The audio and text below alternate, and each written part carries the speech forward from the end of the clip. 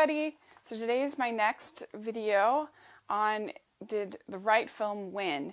And I've been going over every year the animated Oscar feature film contenders.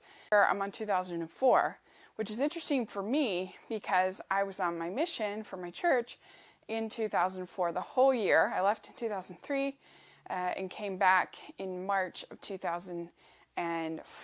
In fact, the first movie that I'm going to talk about is a movie that was the first movie that I saw when I came back from my mission, which is always a tricky thing because you've been living really strict and not having any media in your life. And so, if anything, you're inclined to be kind of critical of that film, which is the first one that you see after not seeing anything for almost 2 years.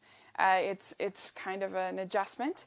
And the first movie that I saw was The Incredibles. Your suit can stretch as far as you can and still retain its shape. Virtually indestructible and machine washable, darling. That's a new feature.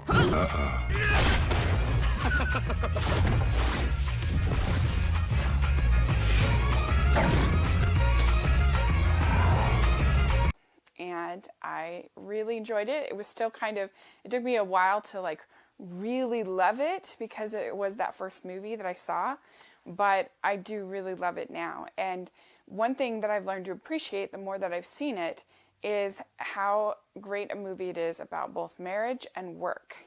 And you wouldn't think that off the hand because it just looks like a superhero movie.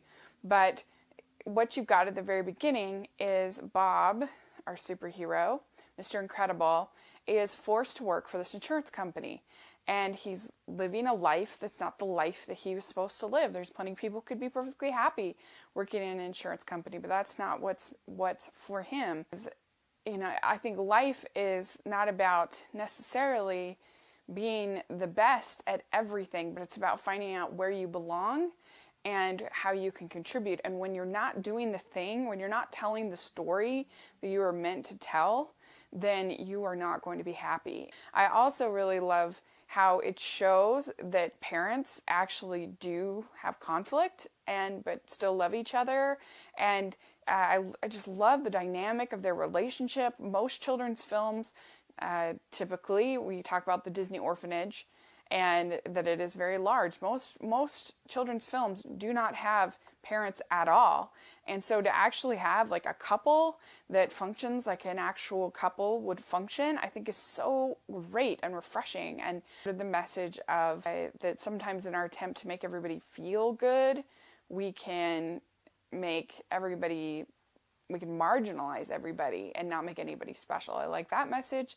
The thing I like about the villain with Syndrome is that he is right in a way, and I think the most interesting villains have a kernel of truth to them, but then they take it to a dark place. They take it too far, and that's where he went wrong. It is right in a way that he uses his intellect as his superpower, and he's able to defeat all the supers, but where he goes wrong is then he takes that intellect, he takes that power, that control, and he's selling, nuclear weapons.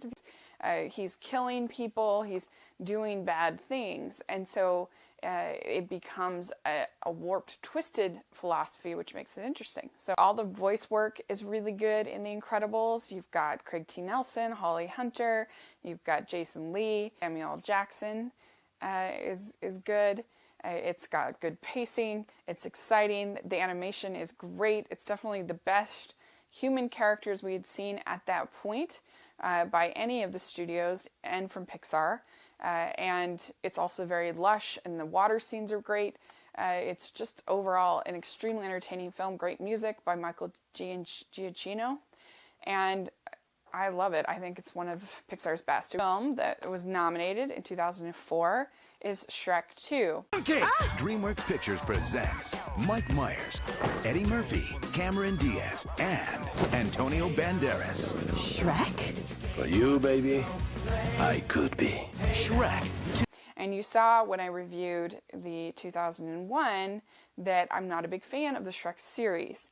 I had not even seen Shrek 2 because I'd been on my mission, but then when Shrek 3 came out, I saw it, and then in sort of preparation for Shrek 3, which then of course I went to and hated so much.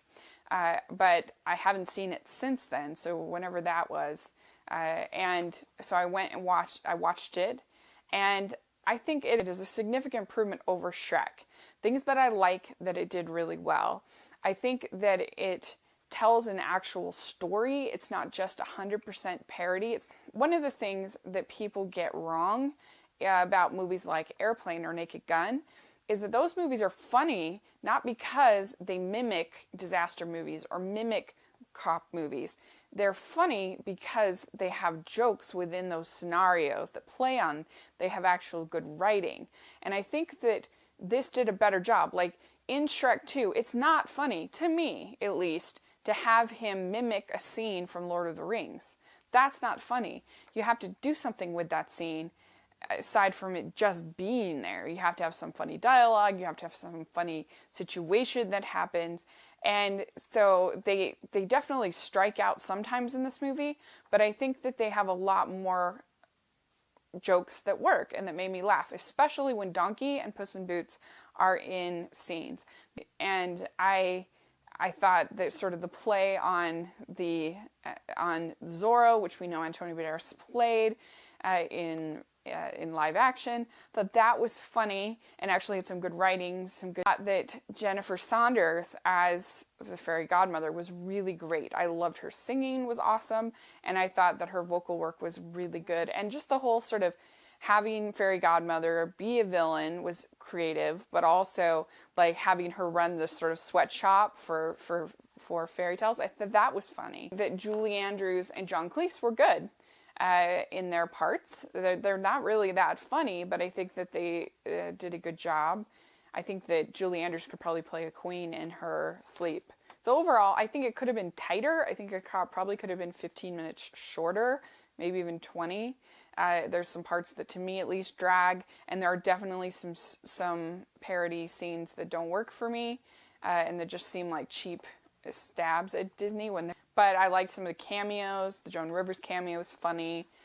So enough of it worked that I think I can see why people really like it, and I enjoyed it. I had no problem with being nominated. Especially when you look, 2004 was a rough year. It was a good thing I was gone that year. I would have been depressed. Except for Incredibles. The last film is one I am not a fan of. I actually had not seen it. It's Shark Tale. Will Smith, Angelina Jolie, Renee Zellweger, Jack Black, Martin Scorsese, and Robert De Niro. Your shark slaying days are over. Can't touch this. Shark Tale.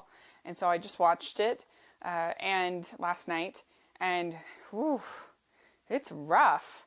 I honestly think that Home on the Range, which was the other film from 2004 that could have been nominated, I think that that's better than Shark Tale. I really do. I think they both have lots of puns and really unlikable lead characters, but I think that at least has some nice animation and some pretty scenery, and it has one cool sequence with the yodeling song. This was brutal. There's a couple main points that I have problems with Shark Tale. First of all, it's a parody of mob films, basically. And yet, what kid has seen The Godfather? Is that many kids seeing The Godfather that they can get all of these jokes? I mean, there's jokes about Taxi Driver. There's jokes about, it's just like, really? I don't get it. And then they have a lead character played by Will Smith who is so unlikable, and he's such a jerk. He really treats people badly, and he's terrible with his money. He gambles. He treats women badly. Women fish. And there's this shark that's played by Jack Black, who is just kind of a generic pansy. You don't really get to know him or feel any empathy for him. And so overall, it's just like, who is this movie made for? And then the other problem is that it doesn't look good at all. The animation looks terrible. First of all, they don't look like fish. There's almost no bubbles. It doesn't look like they are swimming in almost every scene. I remind you that in The Little Mermaid, there were 1 million bubbles. And if you're going to do this whole, I'm not really a big fan of this whole, create a whole world outside of what, humans see, kind of. It's one thing to have, like Toy Story, where they exist within human world, but or I guess you get that a little bit in like Bug's Life, with the big city, and I guess there's that, but like at least bugs are tiny, so it would like be harder for humans to see it.